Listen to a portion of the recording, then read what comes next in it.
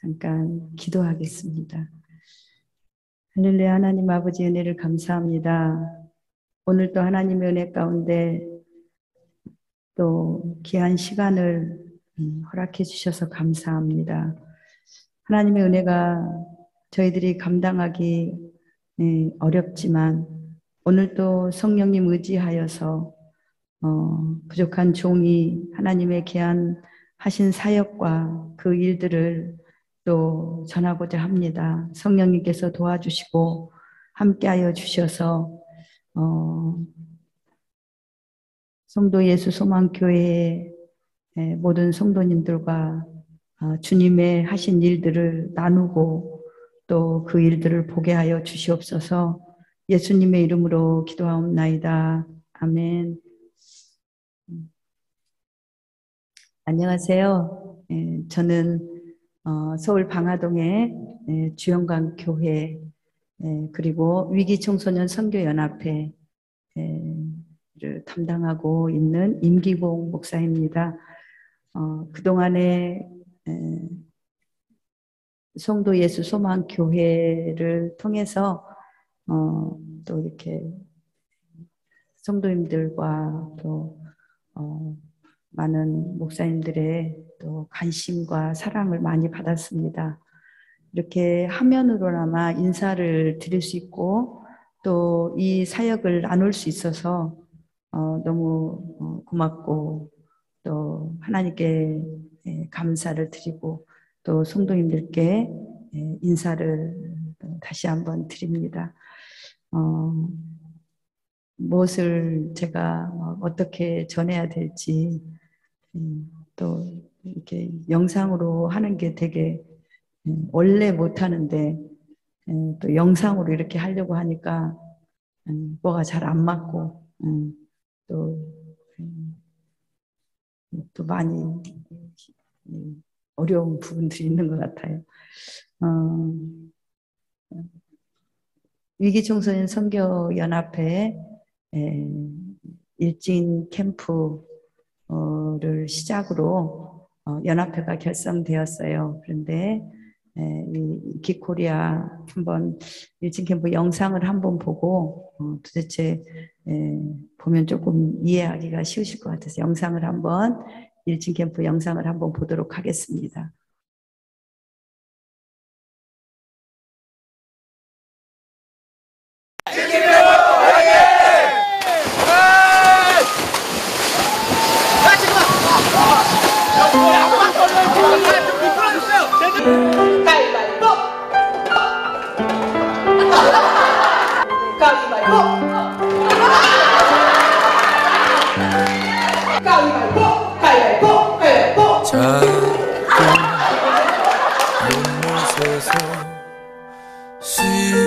시작된 길 바다로 갈 수 있음 좋겠네. 어쩌면 그 험한 길에 지칠지 몰라. 걸어도 더딘 발걸음에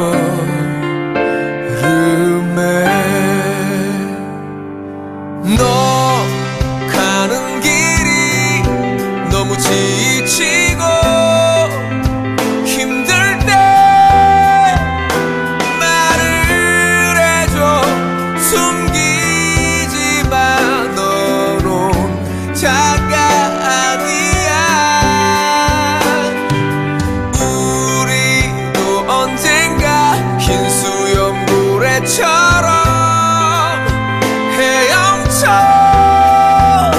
두려움 없이 넓은 세상 살아갈 수 있는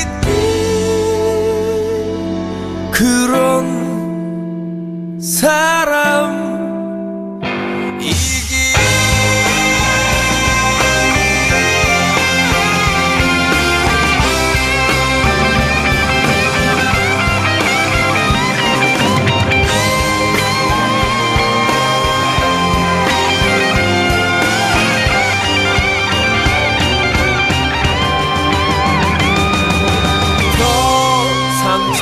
봤지만 이젠 울지마 웃어봐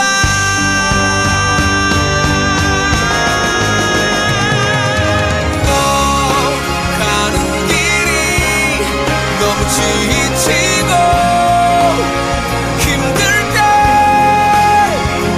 말을 해줘 숨기지마 너로 자가 아니야 우리도 언젠가 긴 수염고래처럼 헤엄쳐 두려움 없이 넓은 세상 살아갈 수 있는 그런 사람 이끌어 가는 길이 너무 지치고 힘들 때 말을 해줘 숨기지마 너로 자가 아니야 우리도 언젠가 흰 수염고래처럼 헤엄쳐 두려움 없이 넓은 세상 살아갈 수 있는 그런 사람이길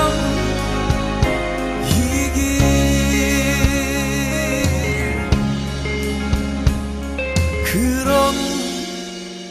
사람이길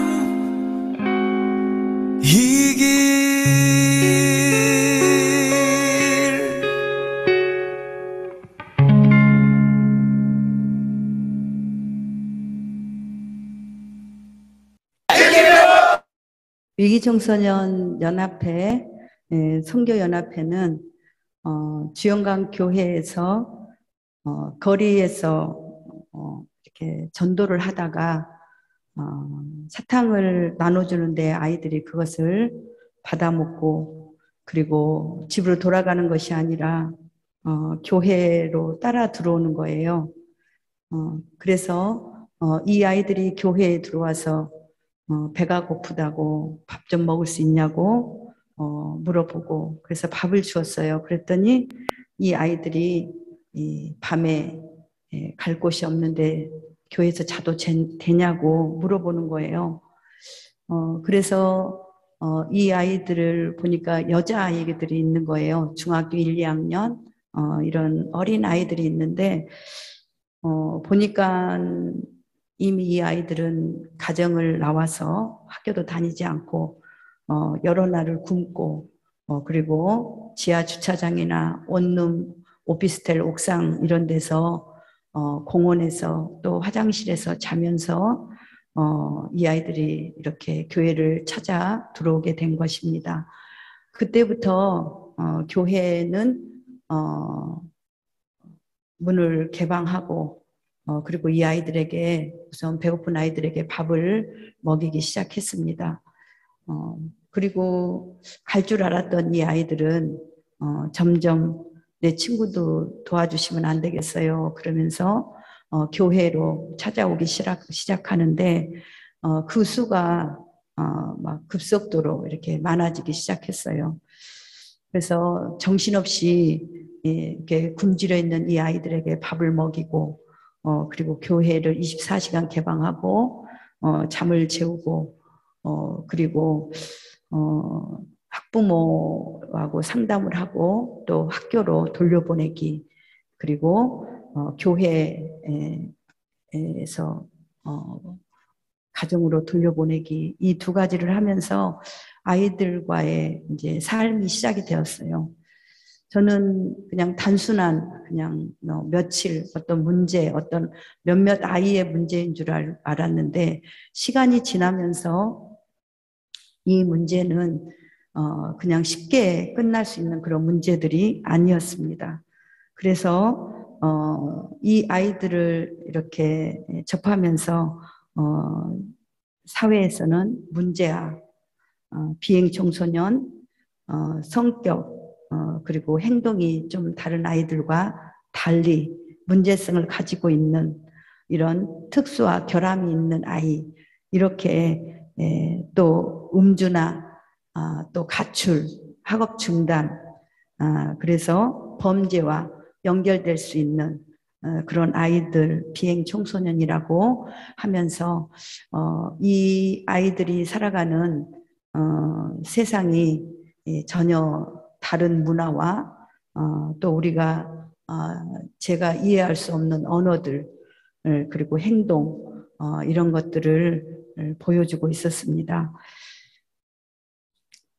이 아이들의 삶을 보면서 가출, 폭력, 학업 중단, 특히 이제 본드나 유해한 환경에 노출되어서 사회의 사각지대 그리고 어떤 제도권의 보호를 받지 못하는 그런 사각지대에 있는 어려운 상황인 것을 발견을 했습니다. 그러므로 인해서 이 아이들의 정서적인 또 신체적으로 또 환경적으로 이 아이들의 성장에 굉장한 어려움이 있었습니다. 그래서 저는 그때 몇 년, 2015년도였던 것 같아요. 이 아이들이 이 학업이나 가정이나 사회로부터 고립되어서 이 아이들만이 어두운 이런 어떤 그 지역에서 이렇게 살아가고 있는 것들을 제가 느끼게 되었어요. 그러면서 그때 이제 이 아이들에게도 학교를 가고 또 사회와 가정으로 돌려보내고 그러면서 뭔가를 해주고 싶었는데 이렇게 마음대로 되질 않았어요. 교회 다니던 그 성도들마저도 처음에는 열심을 품고 섬겼지만 한 분 한 분 교회를 떠나기 시작했고 점점 교회는 이 아이들로 24시간 가득 차게 되었습니다. 저도 집에 들어가지 못하고 이 아이들과 함께 교회에서 계속 이렇게 쪽잠을 자면서 이렇게 생활을 하게 되었습니다. 어느 날인가 정신을 차리고 보니까 이 아이들이 이렇게 말을 많이 안 해요. 한 두세 단어 가지고 그냥 다 대화가 통하고 그러면서 교회가 뭘까 생각을 했습니다. 교회가 뭘까?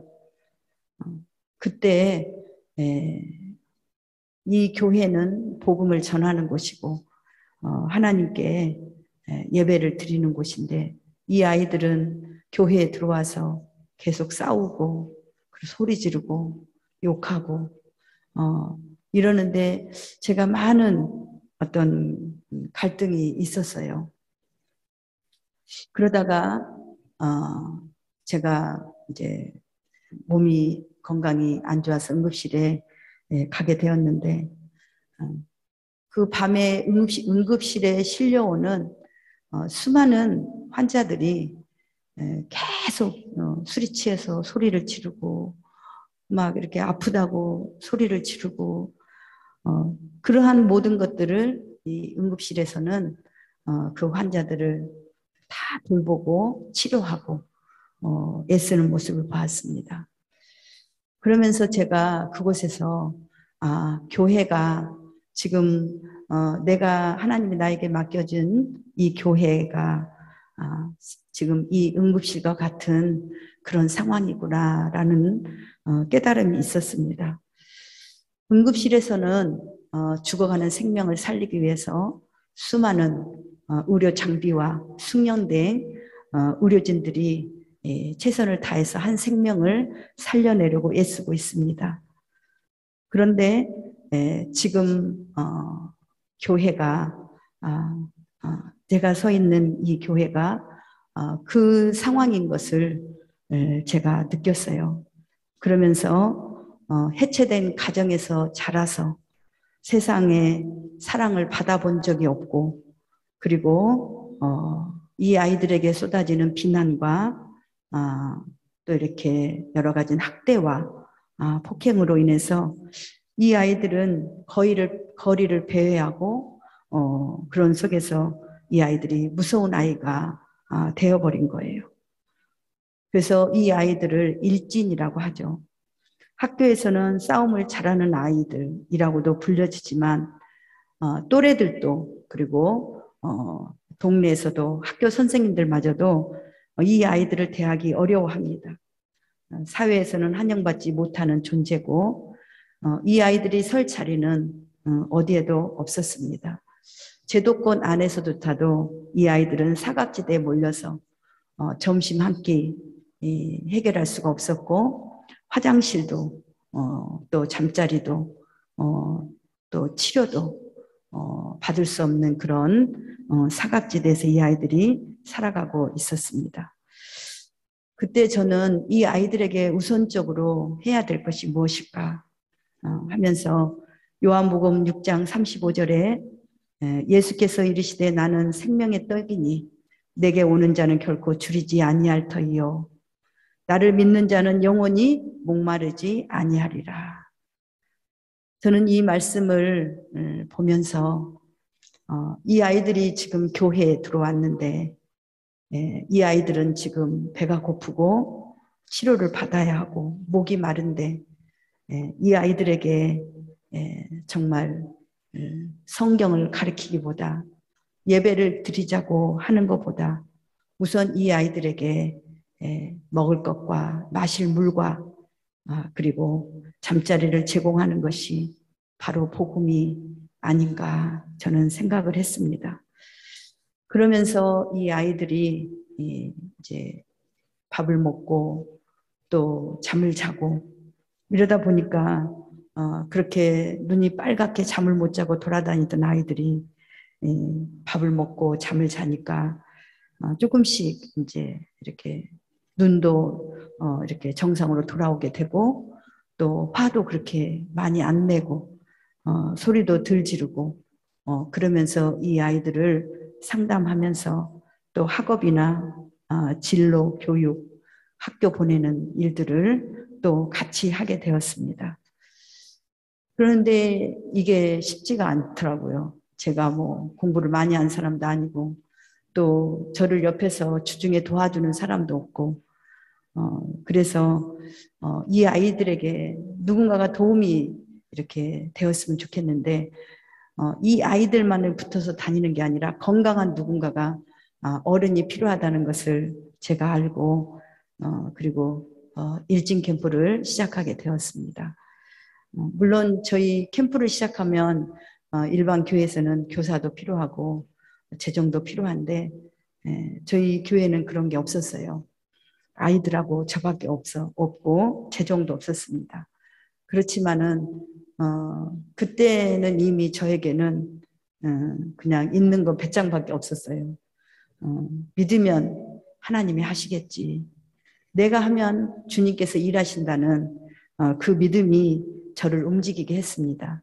그래서 멘토를 전국에서 모집하고 그리고 아이들과 함께 일진 캠프를 시작했습니다.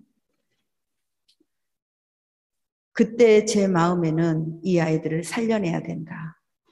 이 아이들은 어떤 사회의 생존의 위기, 사각지대에 놓여 있는데 이 아이들에게 정말 이 아이들의 영혼을 살려내는 이런 시간들을, 기회들을 저에게 주셨다라고 생각하고 그리고 멘토들과 이런 만남을 이렇게 만들고 그리고 이 아이들도 세상을 보고 그리고 술 마시고 때리고 또 이렇게 일하지 않는 그런 부모만 있는 것이 아니라 정말 열심히 살면서 예수님을 믿고 남을 위해 살아가는 그런 사람들이 있다라는 것을 이 아이들에게 보게 하고 보여주고 싶었습니다. 그러면서 사회 각층에 그리고 여러 계층의 수많은 멘토들을 통해서 이 아이들과의 사회에 나가는 어떤 사회에 나간다 그래서 이 아이들이 무슨 직업을 얻고 뭐 학교에 가고 이게 아니라 정말 이 아이들 속에 그 어두운 곳에 이 아이들만 있는 게 아니라 정말 우리가 찾아가서 이 아이들의 손을 잡아줄 수 있는 그런 시간들이 많이 필요하다고 느꼈습니다. 그리고 이 아이들은 그런 삶을 살아가면서 또 하나는 이렇게 법무부 범죄에 쉽게 노출이 되고 폭력에 휘말리다 보니까 보호관찰이나 소년원에 들어가는 일들이 허다하게 늘어나고 있었습니다. 그리고 또 이 아이들이 시간이 지나면서 낙태를 하던 아이들이 이 아이를 낳게 되고 그리고 이 아이들을 낳아서 또 이렇게 키우는 그런 시간들이 연속이 되어 갔습니다. 제가 이 사역을 하면서 많은 사람들에게 이런 이야기를 들었습니다. 깨진 항아리에 물 붓기, 그리고 그렇게 한다고 목사님이 그렇게 한다고 이 아이들이 변하겠냐고. 그런데 저는 어떤 사회의 이런 시선보다는 저에게는 이 아이들의 삶이 저에게 깊이 와 닿았습니다. 아직 이렇게 중학교 1, 2학년 어리디 어린 이 아이들의 삶을 볼 때 정말 하나님이 이 아이들을 살려주지 않으면, 교회가 아니면 이 아이들은 세상에서 죽을 수밖에 없구나. 뭐 영적인 이런 문제보다는 생존의 문제였습니다. 이 아이들이 살아야만 하나님의 자녀도 될 수 있고 예수도 믿을 수 있고 예배도 드릴 수 있는데 이런 생각에 이 아이들과의 사역이 시작이 되었습니다. 제가 PPT를 준비했는데요. 그러면은 그동안에 어떤 일들이 이렇게 교회를 통해서 또 이루어졌는지 좀 설명을 하도록 하겠습니다. 이 아이들에게 여기 보면 괜찮아, 걱정 마. 많은 분들이 그래요, 저에게. 목사님, 이 아이들을 어떻게 그렇게 이 사역을 하세요? 그런데 저는 말을 많이 하지 않아요. 지금도 말이 좀 어눌하고 빨리빨리 얘기를 못하고 좀 말 한마디 하려면 생각을 많이 하고 좀 그런 스타일이에요. 그런데 우리 아이들에게 늘 어느 날 보니까 괜찮다, 괜찮다, 걱정 마, 다 잘 될 거야. 이런 말들이 우리 아이들에게 평안함을 주고 그리고 위로가 되었던 것 같아요. 그리고 우리 아이들에게 이런 어둠의 손이 아니라 정말 건강한 사랑이 가득한 그런 사람들이 믿음의 사람들이 우리 아이들의 손을 잡아주기를 원했습니다. 그 다음을 한번 보겠습니다.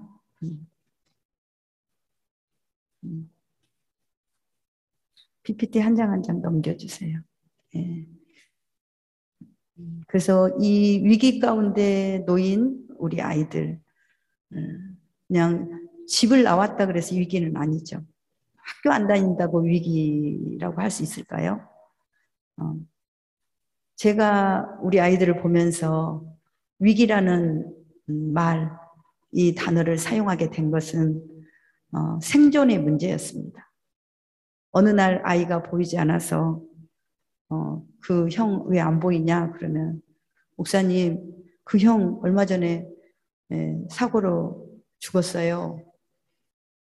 그리고 어느 날 또 우리 아이가 급하게 저에게 도움을 요청해요. 그래서 보면 어마어마한 폭력과 또 어려움 속에서 아이들이 살아가는 것들을 제가 보게 되었습니다. 제가 저희 아이들이 이제 이렇게 제가 이제 PPT를 넘기면서 말씀을 드릴 텐데 어, 왜 많은 사람들이 이 아이들이 집에 들어가지 않느냐? 왜 학교를 안 다니냐?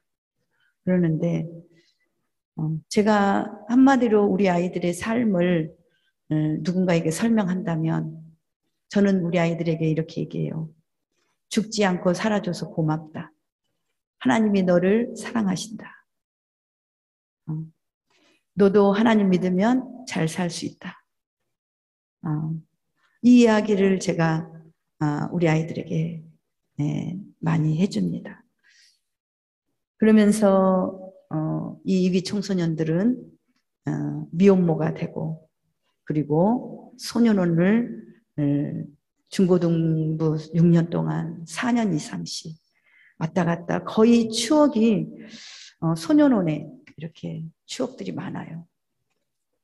아이들끼리 노는 거 보면은 6호에 갔을 때, 8호에 갔을 때, 10호에 갔을 때 거기서 만난 선생님, 거기서 있었던 일들을 이야기하고 놀아요.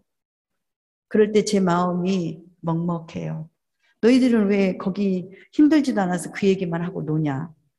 그러면은 목사님 거기 있을 때 제일 편했어요. 거기 가면 집 걱정도 안 하고 잠잘 걱정 안 하고 먹을 거 걱정 안 하고 옷 걱정 안 하고 거기서는 그냥 시키는 대로 하면 되잖아요.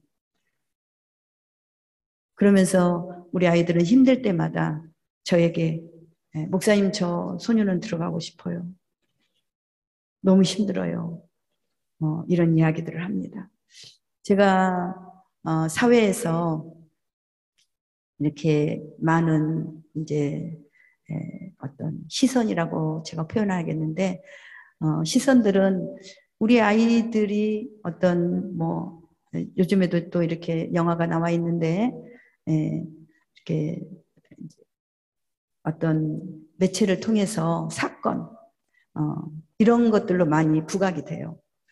근데 실질적으로 우리 아이들이 이런 사건에 연루된 프로테이지는 그렇게 높지 않습니다. 거의 다 보면 아이들이 대부분이 가정의 돌봄을 받지 못하고 편의점에서 남의 옷을 훔쳐 먹다가 아니면은 이렇게 남의 옷을 뺏어 입다가 그리고 친구들하고 무시하고 이렇게 막 당할 때 때리다가 그리고 싸우다가 거기 서 있다가 그리고 가정에서 가정 불화로 이렇게 소년원에 출입하는 아이들이 많이 있습니다. 지금도 이제 저희는 자립관을 운영하고 있는데요. 거기에 들어온 아이들을 보면 가정폭력으로 이렇게 부모님하고 몸싸움을 하다가 이번에 얼마 전에 들어온 아이예요. 여자아이인데 보호관찰소에서 위탁을 받았는데 이렇게 소년원을 나오는데 부모가 이렇게 싫다. 받을 수 없다. 들어오지 마라. 그러니까 더 이상 이제 소년원도 어디 다닐 수가 없고 그래서 이제 저희에게 위탁이 돼서 들어온 거예요. 근데 이제 이 아이가 제가 사례를 이렇게 보니까 이 아이 출생이 성폭력으로 이 아이를 엄마가 임신을 하고 출생을 했습니다. 그리고 이 아이가 집에서 부모님하고 몸싸움을 하는데 새아빠가 전화를 해서 경찰에 신고를 해서 이 아이가 소년원을 가게 된 거예요. 그러면서 소년원에서도 너무 아까운 아이고 너무 성실하다고 이 아이를 누가 보호해줘서 정말 더 위기에 빠지지 않도록 보호해줬으면 좋겠다라고 얘기를 하면서 저에게 위탁이 되었습니다. 우리가 뉴스나 이런 어떤 매체를 통해서 대하는 이런 아이들의 이런 모습은 사실은 전부가 아니라는 것을 우리가 좀 마음을 넓히고 이렇게 인식을 했으면 좋겠습니다. 우리나라 속담에 그런 말이 있습니다. 사흘 굶으면 남의 집 담장을 넘지 않을 사람이 없다. 이 아이들의 삶을 보면 어렸을 때부터 계속 굶어요. 그리고 매일같이 폭력을 당하고 정말 이 아이들의 이야기를 들으면 가슴이 먹먹해요. 제가 왜 이 아이들에게 그렇게 괜찮다, 살아 있어서 고맙다 이렇게 말을 할 수 있냐면 우리 아이들의 삶을 제가 이렇게 듣고 이렇게 보기 때문에 그렇습니다. 어떤 아이는 아버지로부터 어렸을 때부터 담뱃불로 온몸을 다 이렇게 지졌다고 그래요. 그런데 이 아이가 저를 처음에 만나서 제 차 뒷좌석에서 이런 말을 해요. 목사님이 아무리 저에게 잘해줘도 저는 교회 안 다녀요. 예수님 안 믿을 거예요. 그래서 왜? 그랬더니 아빠가 유치원 때부터 그렇게 하루도 안 빼고 저를 때렸는데 매일같이 이렇게 화가 나면 담뱃불로 막 지지고 막 그랬는데 제가 그럴 때마다 기도를 했는데 한 번도 내 기도에 하나님이 응답해 주신 적이 없다라고 이 아이는 이야기를 했어요. 그러면서 이 아이가 그 흉터를 가리기 위해서 온몸에 문신을 하기 시작했고 또 어떤 아이는 아버지가 오빠를 말할 수 없는 학대를 하는 거예요. 폭행을. 근데 이 아이가 교회 오면 소리를 그렇게 질러요. 여자아이인데. 제발 소리를 지르지 마라. 그런데 어느 날 제가 저 아이들은 왜 저렇게 소리를 지를까? 그러는데 우리가 무서우면 어떻게 해요? 소리를 지르죠. 무서우면 소리를 지르게 돼요. 그래서 우리 아이들은 무서우니까 그렇게 소리를 지르는 거예요. 무서우니까 그렇게 욕을 하는 거예요. 그거를 제가 어느 날인가 깨닫게 되었어요. 이 아이가 아빠가 오빠를 그렇게 너무나 심한 그 폭행으로 매일같이 매를 맞고 자라니 이 오빠는 엄마와 아버지가 이혼을 하자 이 오빠가 이 여동생을 때리기 시작합니다. 너무너무 많이 때려서 매일같이 매를 맞았대요. 이유 없이 기분만 나쁘면 계속 때리고 때리다 분이 안 풀렸는지 어느 날인가 가스레인지에다가 물을 끓이면서 너를 죽여버리겠다고. 그래서 이 아이는 화장실로 도망가서 화장실 문을 잠그고 오빠에게 수없이 살려달라고 애원을 했다고 합니다. 그러고 나서 이 아이는 이 폭력에 견디지를 못하고 옥상으로 올라가서 죽어야 되겠다. 더 이상 살 수 없고 엄마에게 얘기하거나 누구에게 얘기하면 죽여버리겠다는 이 오빠의 폭력에 시달리다 이 아이는 자살을 시도하려고 옥상에 올라가서 죽으려고 하는데 너무나 그 아래를 쳐다보니까 무서워서 죽지도 못하고 몇 시간을 그 옥상에서 울었다라는 이야기를 들었습니다. 이 아이들의 삶은 단순히 어떤 생존의 문제를 넘어서 매일매일 정말 지옥과 같고 정말 살 길이 안 보이는 그런 삶을 살아가게 됩니다. 그리고 이 아이들이 설상가상으로 그렇게 결핍된 사랑을 찾기 위해서 이성을 만나고 그리고 아이를 낳게 됩니다. 그래서 저희 교회는 지금 이렇게 청소년 엄마라고 하죠. 또 이렇게 사회에서는 미혼모라고도 하는데 아빠가 거의 없어요. 그냥 아빠가 계속 바뀌고 또 있는 경우도 있지만 이렇게 그렇지만 자기는 이렇게 아이를 버리지 않겠다 이런 마음으로 자기 자신을 버리지 않겠다는 마음으로 이 아이들은 아기를 낳아서 또 이렇게 어려운 환경에서도 키우고 있습니다. 그래서 주영강 교회는 넘겨주세요. PPT 넘겨주시면 감사하겠습니다.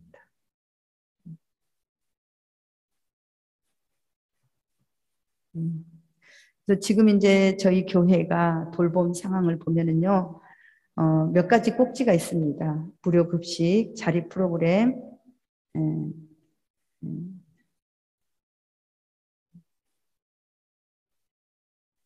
그래서 몇 가지 이제 꼭지가 있는데 PPT를 좀 열어주세요.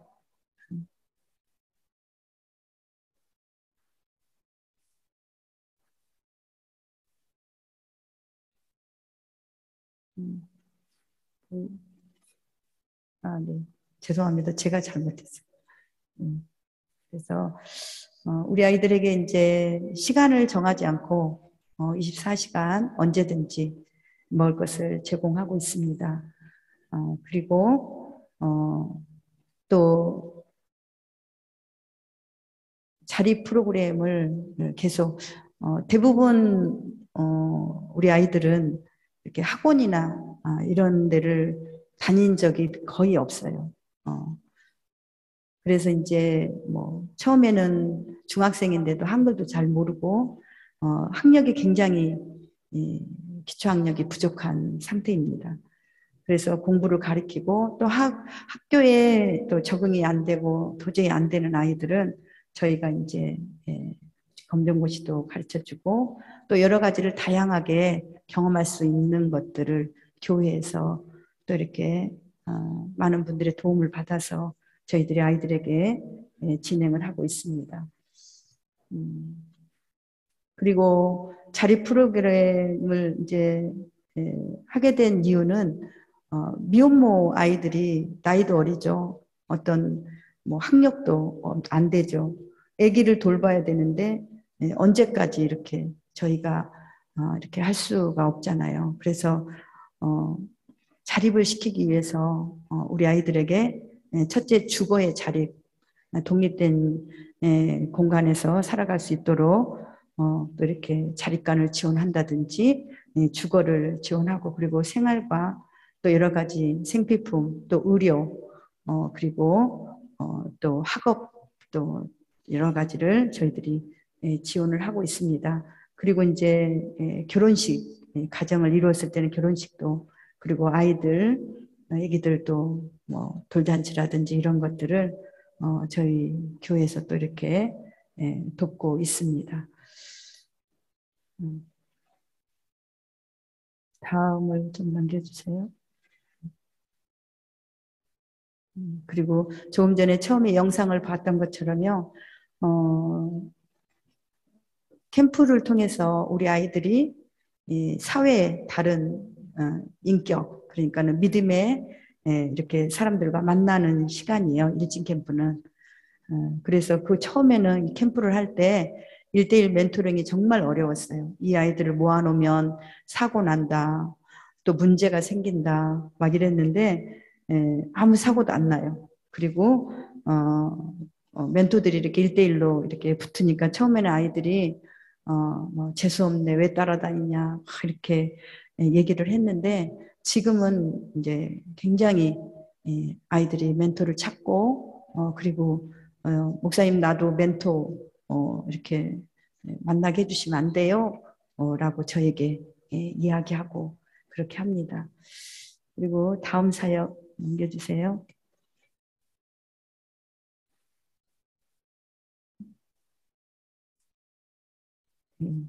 그러면서 이제 우리 아이들을 따라가다 보니까 제가 법무부 교정사역까지 들어가게 됐어요.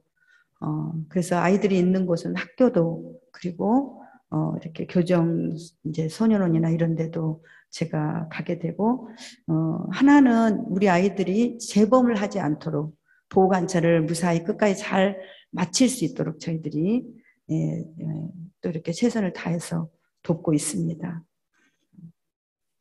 그리고 그 다음 그러면서 우리 아이들이 아기를 키우고 또 이렇게 그 보호관찰을 잘 받고 소년원에서 나왔을 때 또 보육원에서 나왔을 때 재범하지 않고 이 아이들이 살아갈 수 있는 게 주거였어요. 주거. 먹는 거, 자는 거. 이거를 제가 알고 이제 그때부터 이제 막 월세 뭐 500에 뭐 30만 원, 50만 원 막 그러면서 계속 이제 방을 얻어서 아이들이 이렇게 살아갈 수 있도록 지원을 했습니다. 저희 자립관 운영 모습입니다. 여기까지 오기까지는 좋은 모습인데요. 참 시간이 많이 걸렸습니다. 많은 또 이렇게 교회에서도 도와주시고 해서 여기까지 왔습니다. 그리고 우리 아이들이 이제 교회가 저희가 이제 그때 이제 목사님들하고 전도사님들 오셨을 때는 보셨는데 저희 교회가 지하예요. 지하여서 또 공간이 한 군데밖에 없어요. 그래서 이 아이들을 다 여기서 수용하려고 하니까 제가 24시간 계속 너무 힘든 거예요.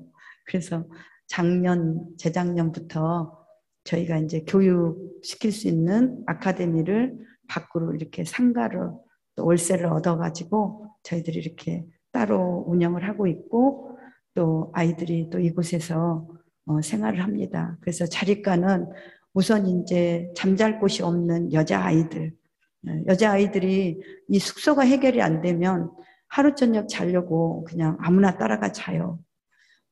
그리고 또 돈이 없으면 또 이렇게 범죄나 성적인 매매로 또 이어지기 때문에 저희들이 아주 그 위기에서 가장 그 울타리가 될 수 있는 그런 그 자립관을 저희가 이렇게 지원을 하고 있습니다. 그래서 지금은 자립관이 4곳이고요. 한 곳은 지금 수리를 해야 돼요. 그래서 4곳이고 그리고 또 아카데미 조그만 상가 하나 얻어서 하고 있고 그리고 교회 공동체를 이루면서 저희들이 하고 있습니다. 제가 이 사역을 하면서 답답할 때가 많았어요. 어떨 때는 왜 하나님 저에게만 이 아이들을 보여주셔요? 왜 내가 만만하세요? 그러면서 울 때도 많이 있었어요. 그런데 마태복음 13장 44절에 천국은 마치 밭에 감추인 보화와 같으니 사람이 이를 발견한 후 숨겨두고 기뻐하며 돌아가서 자기의 소유를 다 팔아 그 밭을 사느니라. 복음엔 공평하잖아요. 처음에 제가 이 아이들을 이해하지 못하고 속상한 적도 많이 있었고 억울하게 또 마음을 가진 적도 제가 많이 있었고 그런데 천국은 밭에 감추인 보화와 같다. 우리 아이들이 가정에도 학교에도 거리에도 잘 보이지 않는데 우리 아이들은 지금 50만이다, 60만이다. 위기 청소년들이 이렇게 점점 그 수가 늘어난다고 말합니다. 교육 현장에 수많은 교사들이 말합니다. 목사님, 교육 현장이 다 무너졌어요. 아이들이 다 학교를 나가고 있어요. 그런데 우리 아이들이 왜 교회를 올까? 저는 늘 주님께 질문을 합니다. 많은 사람들은 그렇게 저에게 말해요. 목사님 이용하려고 저 아이들이 옵니다. 뭔가 도움을 받으려고 옵니다. 그런데 그렇지가 않거든요. 우리 아이들이 복지관이나 학교에 가면 밥도 먹고 도움도 받을 수 있어요. 그럼에도 불구하고 교회로 우리 아이들이 들어오는 것은 하나님의 분명한 메시지가 있다고 저는 봅니다. 그래서 교회가 이 시대에 위기 속에 있는 우리 아이들을 살려내는데 답이다라고 저는 말씀을 드립니다.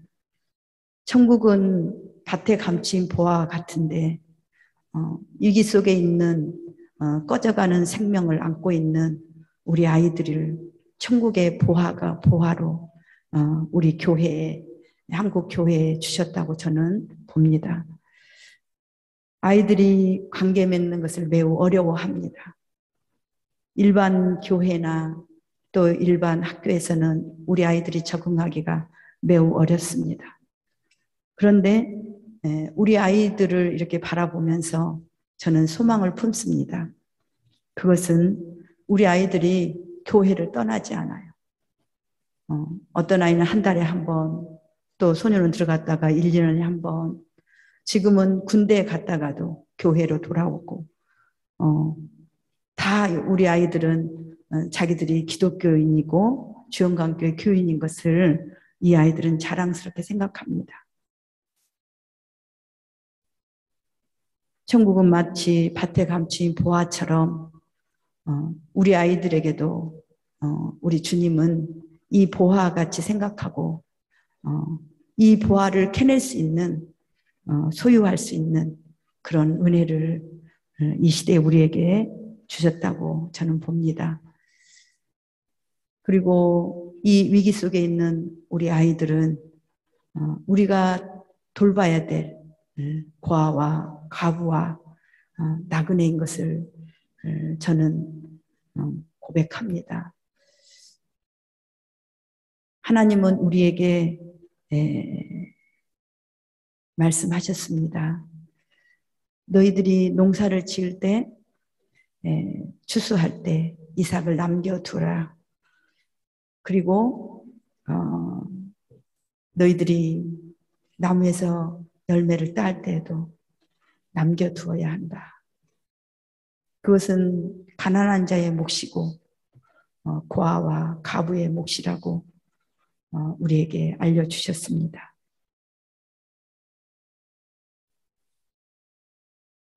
주영강 교회가 여기까지 올 수 있었던 것은 저희는 20명도 안 되는 성도들이 거기에 절반 이상은 우리 청년들입니다.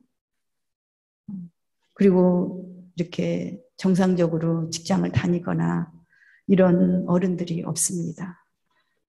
그럼에도 불구하고 이렇게 수많은 아이들을 먹이고 또 치료하고 재우고 돌보고 교육시킬 수 있는 것은 많은 한국 교회가 또 성도들이 도와주셔서 여기까지 왔습니다. 조지 물러는 5만 번의 기도의 응답을 받았다고 합니다. 근데 제가 우리 주영강교회를 보니까 더 받은 것 같아요. 저희 교회는 지금도 예산이 없습니다. 예산서 자체가 없어요. 하나님이 주시면 그때 꼭 필요할 때 하나님이 주셔요. 작년 성탄절에도 참 어려운 한 해를 보냈습니다.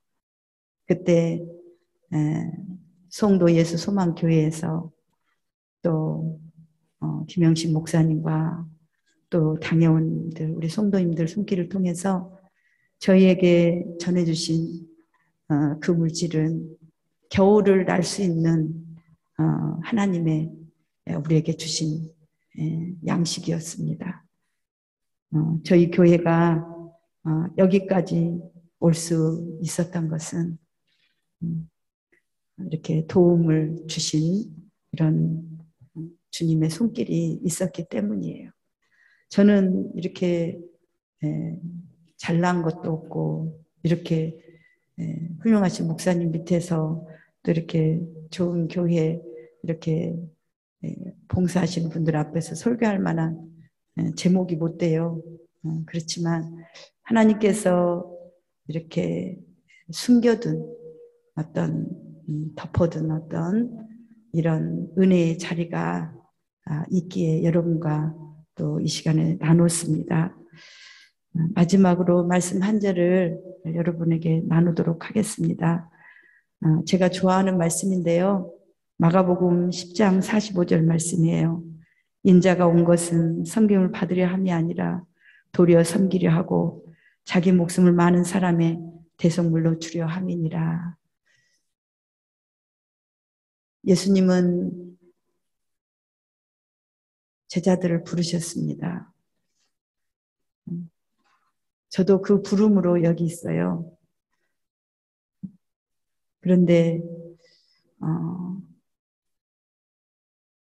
그 나사렛과 같은 척박한 땅에서 살아가고 있는 또 이 아이들이 있다라는 것을 하나님은 우리에게 보여주셨습니다. 오늘 귀한 자리를 또 이렇게 초대해 주신 우리 김영신 담임 목사님, 제가 뵙지는 못했지만 늘 고마움과 감사를 가슴에 담고 갑니다. 감사하고요. 또 우리 아이들을 대신해서 이렇게 인사를 올립니다. 기도하고 마치도록 하겠습니다. 하나님 아버지 은혜를 감사합니다. 우리 주님이 하시는 일, 그 놀라운 일들을 이 시간 성도 예수 소망교회 성도님들과 함께 나눌 수 있게 시간을 허락하시고 또 이렇게 기회를 주신 하나님께 감사합니다. 하나님의 은혜가 함께하여 주시옵소서. 부족하지만 사명을 다할 수 있는 저희들이 되게 하시고 세상에서 빛을 발하며 주님의 하신 일들을 나타낼 수 있는 성도 예수 소망교회와 그리고 이 땅의 모든 교회가 되게 하여 주옵소서. 예수님의 이름으로 감사하며 기도하옵나이다. 아멘.